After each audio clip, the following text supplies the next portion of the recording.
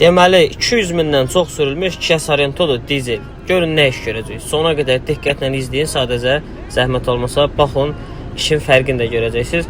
Və dizel sürənlər diqqətlə baxsınlar nə üçün biz bu işi görürük. Bax, motor tam şəkildə söküldü. Bir dənə hava sisteminə baxın. Maşında boğulma var, yanacaq sərfiyyatı artıb. Görürsüz, hava getməyə yer qalmayıb konkret. Burada motor sökülür, korobkası da ayrılacaq. Hava sistemi də təmizlənir, sepi də dəyişəcək. Sepində çünki səs var. Yəni bu işi biz hava sistemini təmizləmək üçün və yox təkcə sepi dəyişmək üçün görmürük, qardaş. İşin fərqini videonun sona qədər izləsəz özünüz də görəcəksiniz ki, yəni bu iş boş yerə görülmür. Və də ki, tək bu iş görəndə daha çox pul çıxır. İzah eləyəcəm. Bu maşında da sep dəyişir. Görsən, motoru düşürməmişik. Üstündə sepin dəyişirik. Baxın. Çünki təkcə sepində səs var. Digər detallarında problem yoxdur. Baxın, motorun qabaq hissəsi bərbad vəziyyətdədir. Hava sisteminin klapanların yerinə kimi dolub. Bu da samavardır. Yegerin soyuducusu. Və bu sistem tutulanda maşın yanacaq sərfiyyatı çoxalır. Yeger qızır. Sabasyon problem yaradır. 450 manat yeger. Görsən, hamısı bərbad vəziyyətdə. Zaslonka, kollektora bir dənə bax. Görsünüz, o boyda kanaldan bir balaca barmaq qədər yer qalıb hava getməyə. Görsən, bax. Bunlar hamısı təmizlənməlidir ki, maşın rahat nəfəs alsın, xarab olmasın nəysə, hansısa detalı xarab olmasın.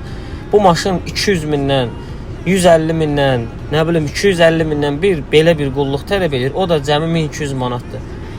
Onu çox görürlər. Deyirlər ki, nə bilim, rasxoddur, nədir? Bax, korobkanın yağı. Baxırlar, qırmızıdır, bir dəyişməyə ehtiyac yoxdur. Qardaş, bu yağ zavoddur. 150-200 min sürülüb. Buna bax, görsən. Baxın, bu maqnitdir bu. Struşkaları hamısını yığır özünə bax. Bu da ki, korobkanın hansısa dəmir detalının yiyintisi deyil. Funksiyonların yiyintisidir. Çünki yağın keyfiyyəti itib. Davlen yoxdur korobkada. Buksov beylir deyə o vəziyyətdədir. Bax, tərtəmiz təmizləndi. Klapanların yerinə fikir veriyorum. Motorun içinə kimi təmizlənir. Görürsünüz, üst krişka, hamısı tərtəmiz təmizləndi. İndi motorun üst krişkasını, qabaq krişkasını sazıyıq.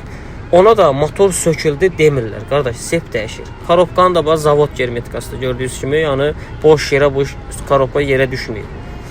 Bax, motorun içini də açıb, sepin dəyişib, motorun içini təmizləyib, prokladkaların dəyişəcəyi, şaybasının, salnikin, hamısını bax, sep uzanıb.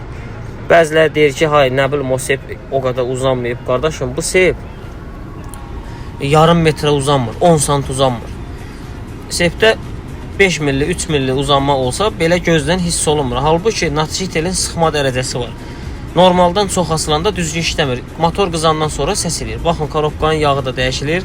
Bax, görsən, motoru fırlayasan, çak başıma qatır. Fakt bu maşın